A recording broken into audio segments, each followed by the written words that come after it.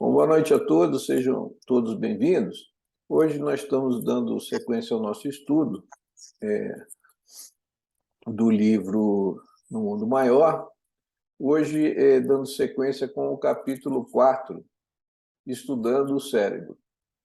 Nesse capítulo, fazendo aqui um breve resumo, o benfeitor Calderaro ele vai relatar um caso de obsessão em que um jovem, né, que trabalhava para um senhor desde pequeno, em determinado momento, ele chega por esse patrão, né, que era quase como um segundo pai ali, porque desde a infância ele trabalhava para essa pessoa e ele faz um questionamento que ele teria direito a um determinado valor, uma determinada quantia, e se faz uma discussão e tal, e ele acaba matando essa pessoa. Aí depois ele vai para casa, disfarça, chega no outro dia como se não soubesse de nada e tal, e engana todo mundo e aquele assassinato acaba passando, vamos dizer, ele passando incólume, né, as consequências do assassinato. E aí ele começa a sofrer um processo obsessivo, né, dessa pessoa que ele assassinou, e mais tarde ele vem conhecer uma esposa que consegue ajudar e basicamente o capítulo gira em torno disso, onde ali o benfeitor Calderaro faz uma série de considerações a respeito desse processo obsessivo do cérebro. Ele volta novamente àquela questão dos três níveis, né, as três casas, né, do cérebro triuno, né, nossos três andares, né? Então, eu separei aqui algumas passagens que eu achei interessante e a gente vai lendo e comentando, né? O primeiro trecho que eu achei interessante, ele vem dizendo o seguinte: conseguiu ludibriar os homens, mas não pôde iludir a si mesmo. A entidade desencarnada concentrava a mente na ideia de vingança. Passou, perseverante, a segui-lo. Aferrou-se-lhe a organização psíquica, a maneira de era sobre muro viscoso. Tudo fez o homicida para atenuar-lhe o assédio constante. Desdobrou-se nos empreendimentos materiais, ansiando o esquecimento de si mesmo, e pondo em prática iniciativas que lhe fizeram afluir ao cofre enormes quantias, valorizando-lhe os títulos bancários. Observando, entretanto, que os altos patrimônios econômicos não lhe arrefeciam a intranquilidade e o sofrimento inconversável. Deu-se pressa em casar, aflito por sossegar o próprio íntimo.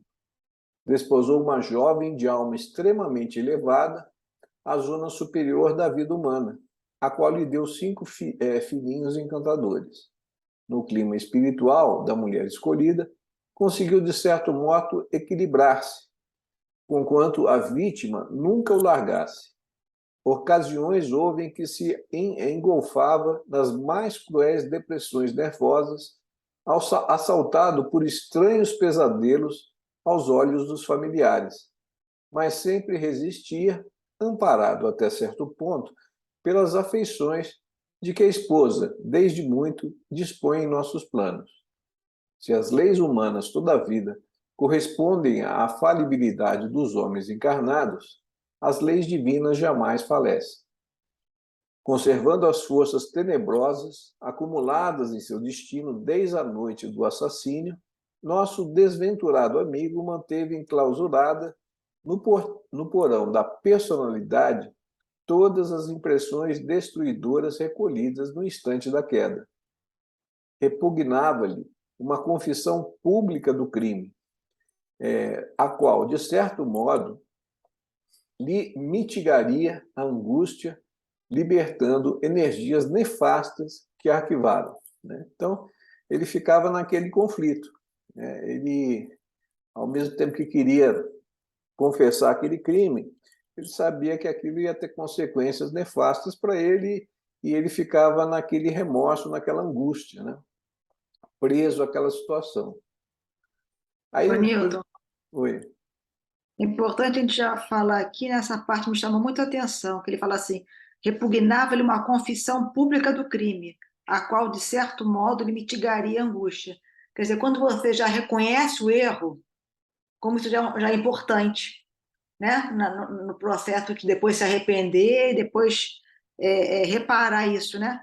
Ele inclusive fala libertando as energias nefastas que arquivara apenas por confessar o crime, apenas por reconhecer o erro. Isso também achei muito interessante.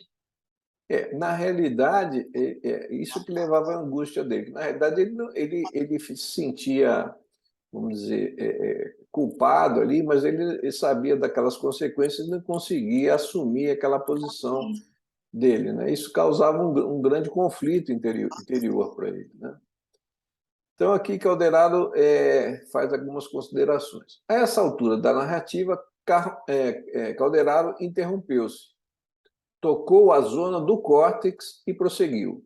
A mente criminosa, assediada pela presença invariável da vítima, a perturbar-lhe a memória, passou a fixar-se na região intermediária do cérebro, porque a dor do remorso não lhe permitia fácil acesso à esfera superior do organismo perispirídico, onde os princípios mais nobres do ser erguem o santuário de manifestação da consciência divina.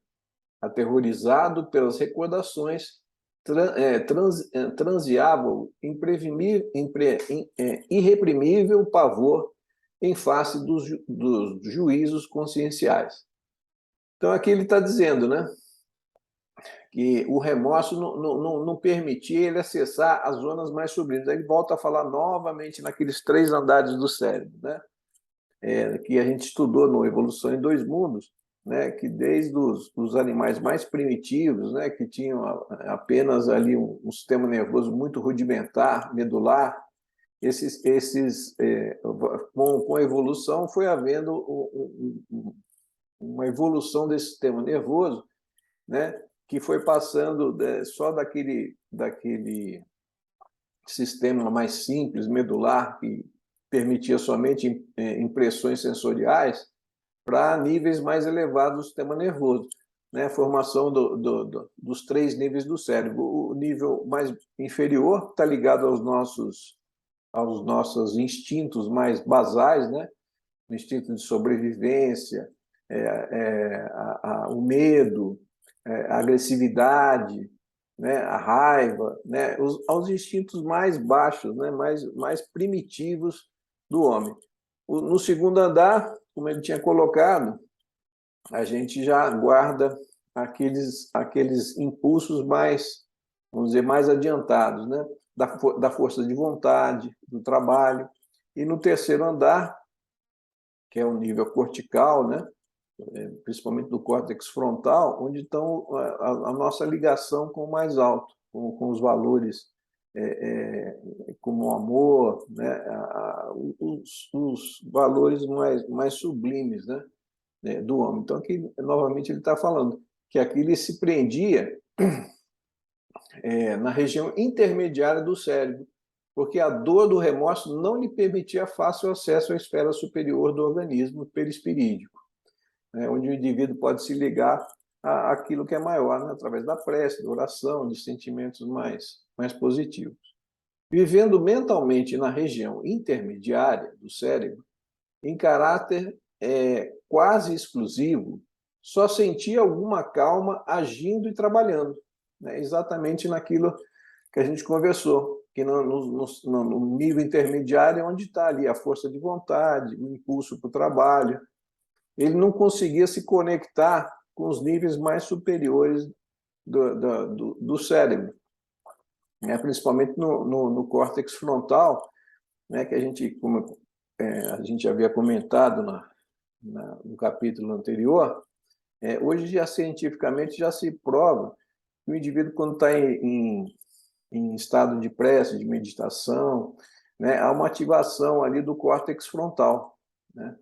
Então, ele não conseguia acessar esses níveis mais superiores, né, de se ligar com algo mais positivo. Ele estava vivendo ali no nível intermediário, como ele diz aqui, na região intermediária do cérebro, em caráter quase exclusivo. Só sentia alguma calma agindo e trabalhando, né, que é o correspondente a esse nível do cérebro. No dia seguinte, abatido e cansado de inutilmente duelar com o perseguidor invisível nas horas de sono, em consequência, provocou o desequilíbrio da organização perispiritual, o que se refletiu na zona motora, implantando o caos orgânico. Então, aquilo já começava a passar do plano mais sutil, perispirídico, para o plano mais denso material, gerando doenças, né? Repara os centros corticais. Aí Calderaro continua. Contemplei admirado aquele maravilhoso mundo microscópico. As células piramidais distinguiam-se pelo tamanho, diziam da importância das funções que lhes impediam no laboratório das energias nervosas.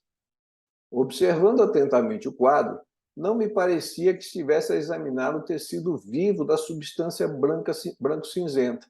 Tive a impressão de que o córtex fosse um robusto dínamo em funcionamento. Não estaríamos diante de algum aparelho elétrico de complicada estrutura? Malgrado essas impressões, reparei que a matéria cerebral ameaçava amolecimento. É aquilo que a gente estava começando a conversar. Essas alterações, essa disfunção psíquica, perispiritual, né, já começava a se manifestar no plano material. Como ele coloca aqui, reparei que a matéria cerebral ameaçava amolecimento. Então, a gente sabe que, às vezes, uma série de doenças aí, neurológicas, né, como a gente tem várias aí, demência, Alzheimer, né, podem ter variadas causas. E enquanto a gente não compreender a influência, né, do nosso mais sutil, do nosso perispírito, das questões espirituais, a gente nunca vai ter uma compreensão mais integral e o entendimento dessas patologias, considerando somente o plano físico. Por isso que a ciência ainda está tão atrasada no entendimento da fisiopatologia e dessas patologias aí que a gente tem cada vez com mais frequência, né? A incidência de pessoas com demência, com Alzheimer, com depressão, né? Cada vez vai aumentando, parece que mais, né? E sem uma compreensão da questão perispiritual, da questão espiritual, né, vai ficar difícil realmente um entendimento, uma compreensão dessas patologias, né? Aí ele segue. Estamos diante do órgão perispiritual do ser humano, adesso à duplicata física, da mesma forma que algumas partes do corpo carnal têm estreito contato com o indumento. Todo o campo nervoso da criatura constitui representação das potências perispirídicas, vagarosamente conquistadas pelo ser através de milênios e milênios. Renascendo entre as formas perecíveis, nosso corpo sutil, que se caracteriza em nossa esfera menos densa, por extrema leveza e extraordinária plasticidade, submete-se no plano da crosta às leis de recapitulação, hereditariedade e desenvolvimento fisiológico em conformidade com o mérito ou demérito que trazemos e com a missão ou aprendizado necessários, né? Então, é a combinação daquilo que a gente traz já do plano espiritual, do nosso perispírito, com a nossa herança hereditária, né, genética que a gente recebe dos nossos pais. Então, essa combinação, essa questão toda, vamos dizer, essa sopa toda é que vai se manifestar através do nosso corpo físico, nas doenças, né? Então, aquilo que a gente já traz do pretérito no nosso perispírito, né, e a interação também com os genes que nós recebemos dos nossos pais através da hereditariedade genética, mesmo física, que a gente recebe dos nossos pais. Depois, mais para frente, ele prossegue fazendo aqui algumas considerações também interessantes. Verificando-se pausa natural nas elucidações, ocorreram inúmeras e ininterruptas associações de ideias. Como interpretar todas as revelações de Calderaro? É isso André Luiz refletindo, né? As células do acervo fisiológico não se revestiam de característicos próprios, não eram personalidades infinitesimais aglomeradas sob disciplina nos departamentos orgânicos, mas quase livres em suas manifestações. Seriam acaso duplicatas de células espirituais? Como conciliar tal teoria com a libertação dos micro-organismos em seguida à morte do corpo? E se assim fora, não devera a memória do homem encarnado eximir-se do transitório esquecimento do passado? Aí Calderaro vem considerar. Conheço-te as objeções, e também as formulei noutro tempo, quando a novidade me feria a observação. Posso, contudo, dizer-te hoje que, se existe a química fisiológica, temos também a química espiritual. É aquilo que a gente estava falando, da mesma maneira que a gente tem a nossa genética material, que é aquilo que a gente herda dos nossos pais, também a gente tem a genética espiritual, né?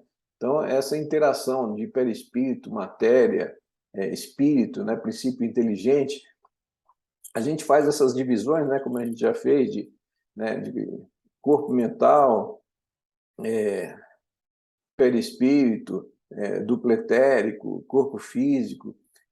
Isso, na realidade, é mais uma forma didática, porque isso é uma coisa é uma coisa só, que se interage, né, o tempo todo. Né? Essas divisões que a gente faz é mais do ponto de vista, assim, para o entendimento, do que realmente daquilo que está acontecendo. São coisas que estão em interação íntima, né, a cada instante. Posso, contudo, dizer-te hoje que existe a química fisiológica, temos também a química espiritual, como possuímos a orgânica e a inorgânica, existindo extrema dificuldade em definir os pontos de ação independente. Quase impossível é determinar-lhes a fronteira divisória, porquanto o espírito mais sábio não se animaria a localizar. Aquilo que a gente acabou de falar. É tudo uma coisa só, que se interage. São diferentes planos, planos, vamos dizer, vibratórios da matéria, desde a matéria mais densa até a mais sutil, até essa interação com o nosso princípio inteligente, que é imaterial. Isso se dá de uma forma contínua. Né? É difícil você delimitar onde começa uma coisa e termina outra. Com afirmações dogmáticas. O ponto onde termina a matéria e começa o espírito. Exatamente isso como a gente estava falando. Né? No corpo físico, diferenciam-se as células de maneira surpreendente. Apresentam determinada personalidade no fígado, outra nos rins e ainda outra no sangue. Modificam-se infinitamente, surgem e desaparecem, aos milhares em todos os domínios da química orgânica, propriamente dita. No cérebro, porém, inicia-se o império da química espiritual.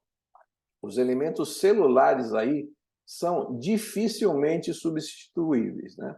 A gente sabe que os neurônios eles não se reproduzem quando eles morrem, diferente das nossas células, por exemplo, da medula óssea, da pele, que se regenera, do fígado, né? Que se regenera.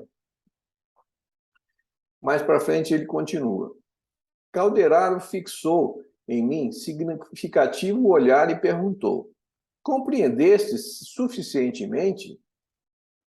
Quero dizer, André, que o princípio espiritual, desde o obscuro momento da criação, caminha sem detença para frente, afastou-se do leito oceânico, atingiu a superfície das águas protetoras, promoveu-se em direção à lama das margens, debateu-se no charco, chegou à terra firme, experimentou na floresta copiosa material de formas representativas, ergueu-se do solo, contemplou os céus e, depois de longos milênios, durante os quais aprendeu a procriar, alimentar-se, escolher, lembrar e sentir, conquistou a inteligência. Viajou do simples impulso para a irritabilidade, da irritabilidade para a sensação, da sensação para o instinto, do instinto para a razão.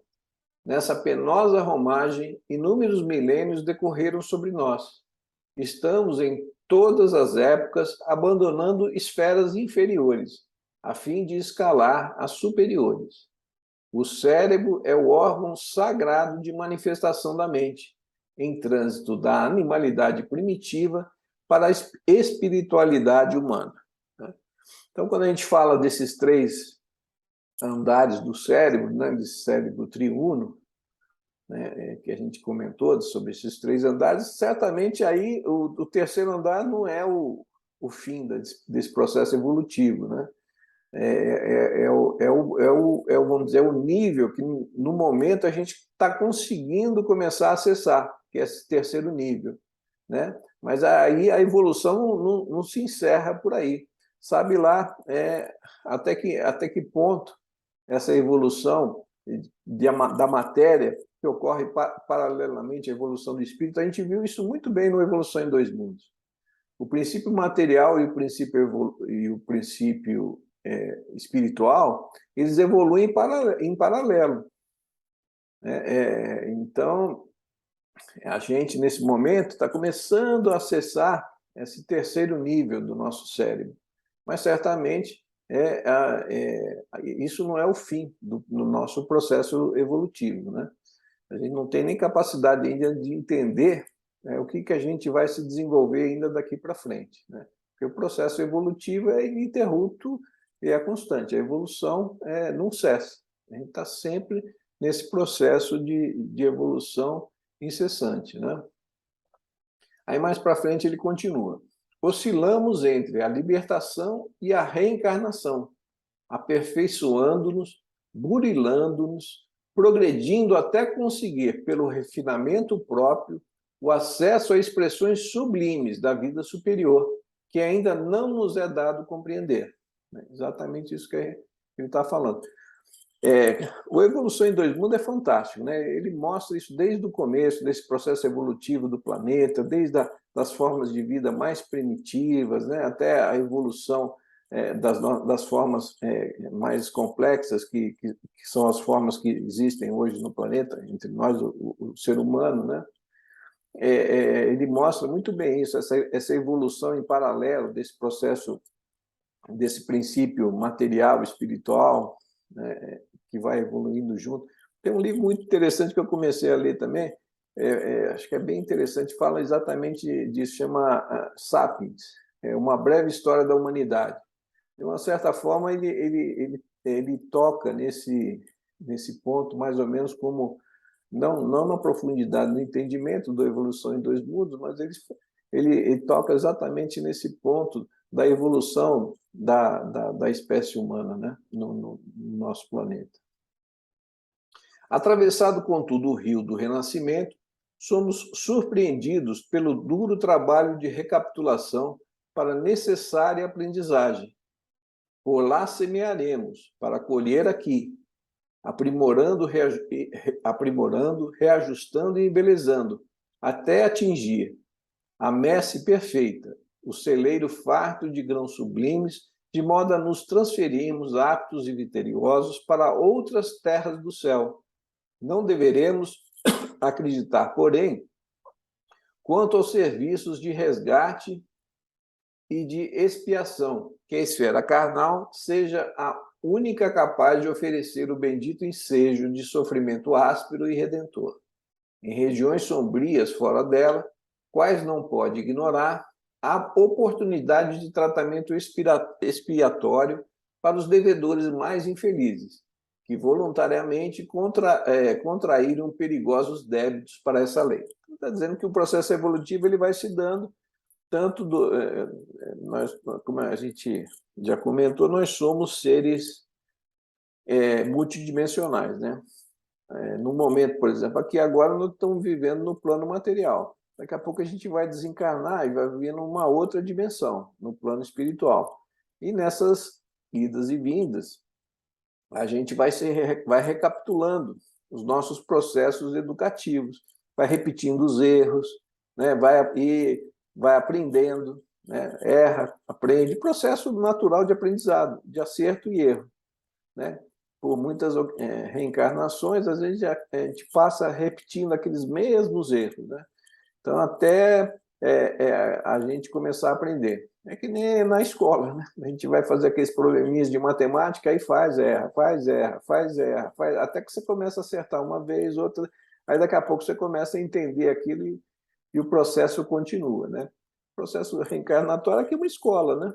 Esse processo de erro, de aprendizado, faz parte do nosso próprio processo evolutivo, né? Se a forma física evoluiu e se aperfeiçoou, o mesmo terá acontecido ao organismo perispirídico, através das idades, aquilo que a gente falou, dessa evolução do princípio inteligente, do princípio material, em paralelo uma com a outra, né?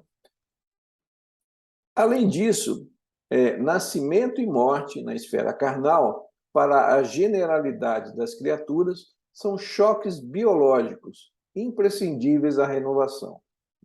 Aqui eu achei bastante interessante também, né? O próprio processo reencarnatório é um choque biológico para o nosso processo de renovação, de aprendizado, de crescimento, né? Achei essa frase bem significativa. Quem demasiado se materializa, demorando-se em baixo padrão vibratório, no campo da matéria densa, não pode reacender de pronto a luz da memória. Despenderá tempo a desfazer-se dos pesados envoltórios a que inadvertidamente se prendeu. É uma questão de sintonia, né? Se a gente vibra numa sintonia baixa, numa sintonia material, né? A matéria tem uma vibração baixa, né? A gente vai estar preso àquilo que a gente aquilo que a gente está na mesma frequência que a gente está vibrando. Aí depois ele prossegue. Nessa altura das elucidações, arrisquei uma pergunta, no intervalo que se fez espontâneo. Nervos, zona motora e lobos frontais no corpo carnal, traduzindo impulsividade, experiência e noções superiores da alma, constituem campos de fixação da mente encarnada ou desencarnada. A demora excessiva num desses planos, com as ações que lhes são consequentes, determina a destinação do cosmo individual. A criatura estacionária na região dos impulsos perde-se num labirinto de causa e efeito, desperdiçando toda a energia que se entrega de modo absoluto ao esforço maquinal, sem consulta ao passado e sem organização de bases para o futuro. Mecaniza a existência,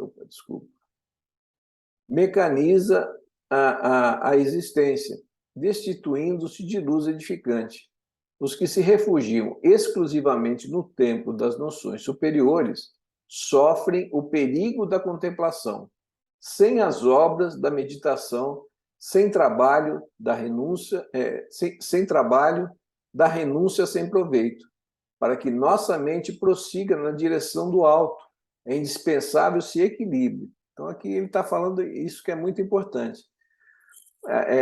Tem que ter um equilíbrio desses três planos, né? Dos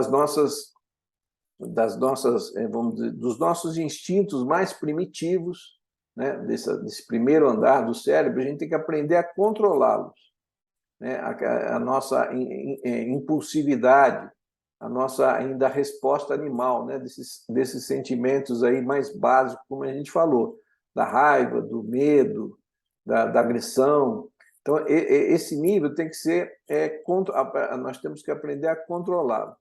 No nível intermediário, está aquela da ação, da vontade, do trabalho, e o nível superior, né, das ações mais edificantes. Ele falou, como ele fala aqui, não adianta também a gente viver em estado contemplativo, estado de meditação contemplativo, né? É o que ele diz aqui, destinam-se e que refugiam-se excessivamente no templo das noções superiores, sofrem o perigo da contemplação sem obras.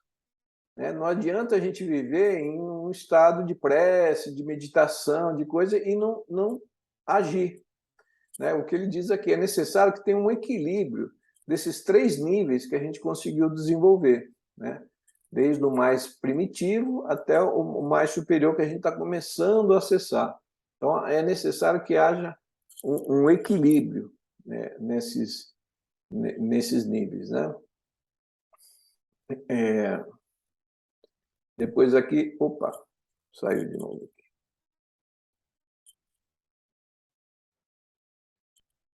Aqui, o Kindle às vezes fecha aqui sozinho.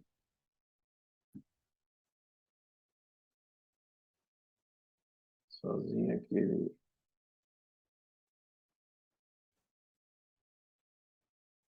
Vou voltar aqui no ponto que a gente estava.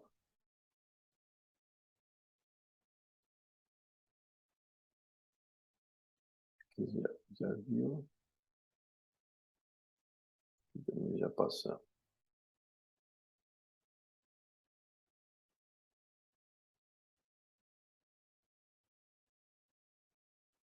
Quem demasiado se materializa, demorando no padrão de ser, que a gente já leu também.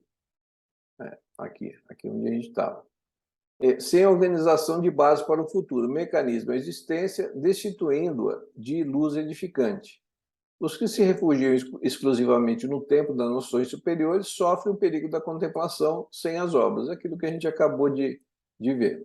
Depois ele segue. Restauradoras, assim, construindo o futuro santificante.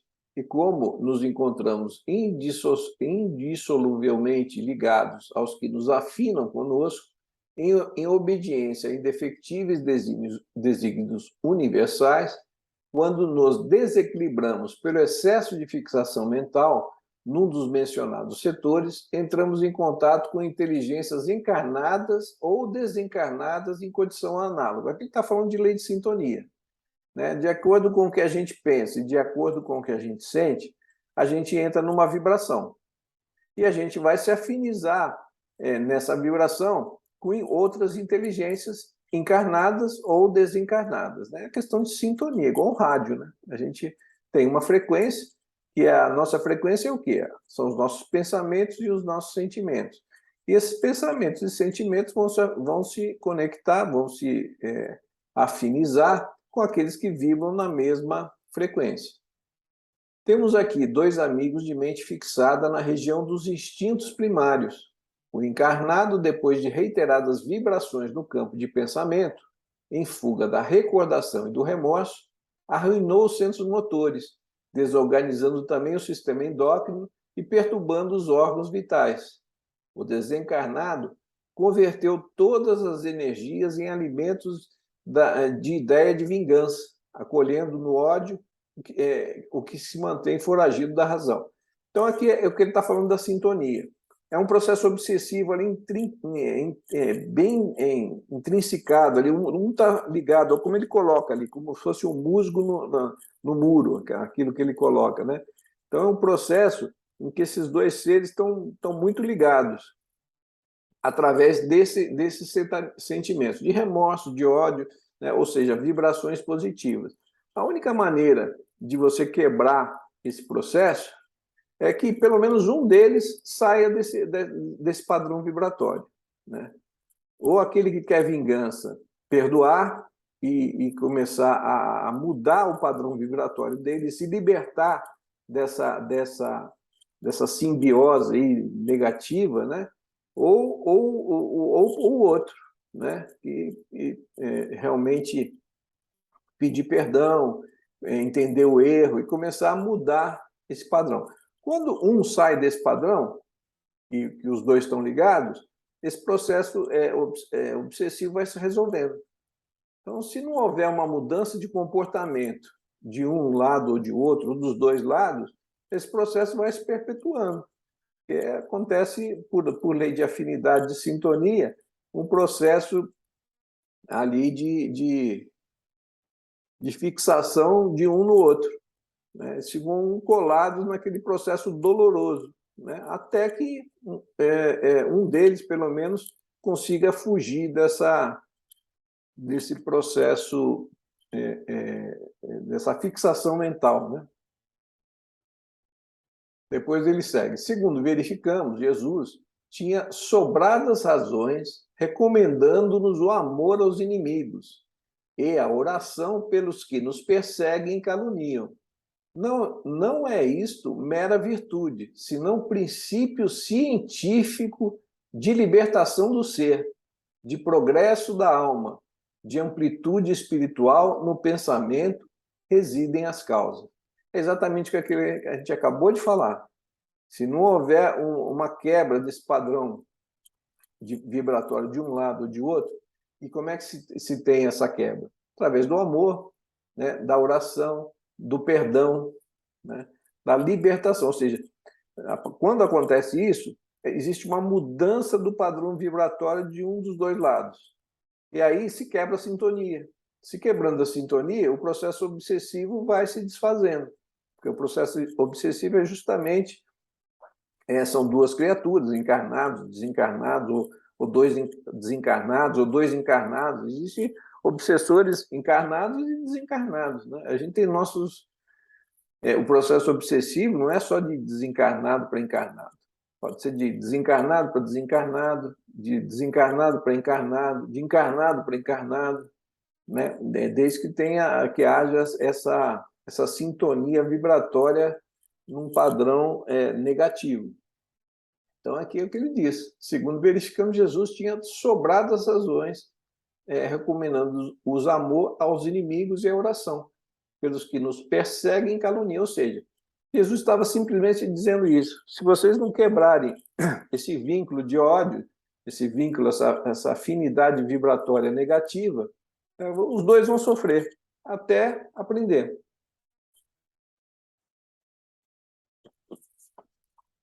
Então, o perdão, né?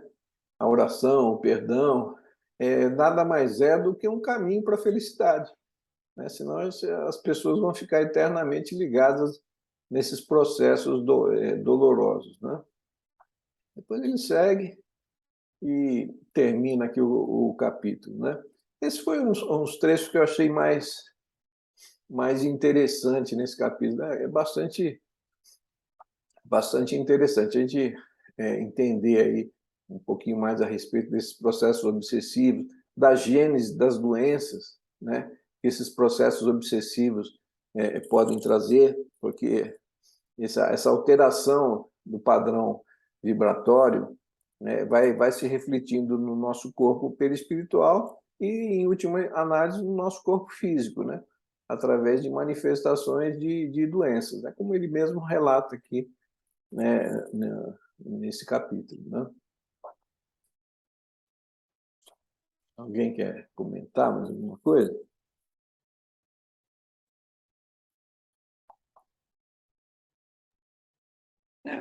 O Newton, ele é sempre muito didático, né, André Luiz, assim, né? Vê que ele dá uma frase, cita uma frase a respeito do cérebro, né, que resume todo esse processo evolutivo, né? Ele diz que o cérebro é o órgão sagrado da manifestação da mente, que está em trânsito da animalidade primitiva para a espiritualidade humana, né? Foi justamente isso que a gente estudou tudo naquele livro, Na Evolução dos Mundos, né? Exatamente. E outra coisa assim, que eu achei muito importante desse capítulo aí, que é um capítulo riquíssimo, né, de informações, é a importância de a gente não se fixar na nossa casa mental num daqueles níveis, né? E as consequências que, que isso gera, né? Do Então, equilíbrio, da necessidade do equilíbrio desses exatamente. três níveis, né? Porque no nosso dia a dia, nós passamos no nosso dia a dia por esses três níveis, né? Então, na parte inferior, os nossos hábitos fazem nesse nível. O hábito de acordar, de tomar banho, tudo que está meio mecânico, faz parte disso, né? Aqueles A zona instintos mais básicos, né? A raiva, as reações que a gente tem instintivas, né? De dos raiva, de hábitos, medo, né? os nossos hábitos do dia a dia, né? E aí, quando ele faz aquele parágrafo que você leu, é muito importante, né? Que ele fala, se a gente se fixa na parte inferior da impulsividade, a gente vai se perder no labirinto das causas e efeitos. Se a gente se fixa na zona motora, que é no momento atual das nossas conquistas, do nosso trabalho, né? A gente mecaniza a existência, né? Quantas pessoas a gente não vê, às vezes, fazendo isso, né? Trabalho excessivamente ligado nos problemas materiais, né? Aquela pessoa que está muito preocupada em bater ponto, né? Então, ela faz aquilo de maneira muito automática, né? E aparentemente não tem um propósito, porque ela se fixa ali e não consegue chegar lá na parte superior, que seriam os lobos frontais, né? E é também uma coisa importante, a gente não pode se fixar naquilo ali, nos lobos frontais, né? Porque é o que ele fala, né? Seria a contemplação sem obras. Então não adianta só a gente ficar meditando, estudando, rezando, orando, se a gente não sai para a prática, né? Então isso aí, esse parágrafozinho aí desse capítulo é muito importante. Eu acho que dá para a gente refletir e a gente Talvez seja, aprender. Hã? talvez seja o ponto mais importante do capítulo, a gente buscar esse equilíbrio todo, né? Esse ponto e um outro ponto que depois, no final do capítulo, o André fala, a gente não vai intervir nessa situação? E ele fala assim, não, porque nós ainda não sabemos amá-los como se fossem nossos irmãos. E aí ele chama a irmã Cipriana, que é uma pessoa que tem já um amor de lidar com o outro como se fosse seu irmão para atuar nessa situação, que é o que vai falar no capítulo 5, que é o poder do amor. Né? Então, acho que essas duas coisas são muito importantes, que ele fala assim, nós temos um raciocínio algo avançado, mas de sentimentos menos sublimes. Então, quer dizer, Calderaro falando isso para André Luiz, né? Que ele tem sentimento menos avançado, né? Menos sublime. Imagina a gente aí, né? Então, como é importante para a gente agir nessas situações o poder do amor, né? É aquilo que Da a gente caridade. falou da outra vez, né? Aquele que sente está sempre na frente daquele que sabe. Tem uma cena bem Exatamente. interessante e que eu acho que é no livro não, no filme da vida do Divaldo. Eu acho que né, tem uma sessão. Eu acho que é o do André. Não me lembro exatamente qual filme que passou isso, mas ilustra bem isso. Tem uma sessão de desobsessão, o espírito ali se manifesta e tem um espírito ali que está tentando doutriná-lo, vamos dizer, entre aspas, né? Um espírito orientador ali. Então, mas assim, o que É no Divaldo mesmo, no no filme do Divaldo, né? Divaldo. Você lembra? É. Aí ele começa a falar, destrinchar uma série de conhecimentos espíritas e tal, e o espírito conhece aquilo tudo, debocha dele o tempo inteiro. Até que uma senhora, bem simples, assim, uma senhora começa a falar com ele, mas começa a falar com ele num sentimento de amor, uma vibração de amor. Começa a falar, meu filho, com sentimento. O outro estava usando só o intelecto. E o espírito debochando dele o tempo todo, né? Porque às vezes, do ponto de vista intelectual, eles sabem até mais do que nós. Mas a partir do momento que aquela senhora, que não tocou nem na parte intelectual, né? Mas assim, tocou na parte de sentimento, o espírito ele desaba e começa a chorar e tal. Então, assim, realmente isso ilustra, não sei quem não viu essa cena do filme, isso ilustra bem isso. É. É aquilo, né? Quem sente tem. a gente tem duas asas, a asa né, da moralidade, do sentimento e do conhecimento. As duas são necessárias para a gente evoluir, né? A gente não evolui só com uma ou só com outra. Mas, assim, quem realmente já chegou mais à frente é aquele que já consegue sentir, né? Consegue trazer esses ensinamentos teóricos para a vivência do dia a dia, trazer aquele conhecimento da mente para o coração, né? Que já consegue. Esse é que realmente deu o salto, né? De conseguir começar a voar, né? Porque enquanto a gente fica só no entendimento, mas não traz esses conhecimentos que a gente tem para o nosso coração, a gente ainda está dando pulo no chão, a gente não conseguiu ainda erguer voo, né? Como ele diz aqui no final, né? A gente ainda não sabe amar ainda os semelhantes, pouco a gente pode fazer por eles, né? Então, por isso que Jesus conseguia fazer coisas assim inacreditáveis, né? Mas é isso. Bom, hoje a gente vai encerrando por aqui e daqui a 2 semanas, hoje é dia 19, né? A última quarta-feira do mês, hoje é 19, 26, né? Acho que o próximo encontro fica para o dia 2 de agosto, né? Acho que é 2 ou 3 de agosto, que é a primeira quarta-feira de agosto. E a gente vai ver se mais para o final do mês de agosto a gente faz um Amivale Convida. Eu fiz um convite para um psiquiatra da AMI Minas, para ele falar sobre a casa mental, que foi o estudo do capítulo anterior, capítulo 3 que a gente viu. Então, acho que seria bem interessante, né, a gente ouvir esse psiquiatra lá da AMI Minas falar exatamente sobre a casa mental. Vamos ver se ele aceita. Eu conversei com ele está de férias e tal, ele pediu para no começo de agosto entrar em contato de novo para a gente ver se a gente consegue agendar uma data. Eu acho que seria bem interessante para o nosso próximo Amivale Convite. Tá bom? Então, desejo a todos aí uma boa noite. Agradecer aqueles que também estão tendo a paciência de acompanhar a gente pelo nosso canal do YouTube, né? E aí a gente dá o seguimento no começo de agosto, que aí com o próximo capítulo, O Poder do Amor. Tá bom? Desejo a todos aí uma boa noite, uma boa semana.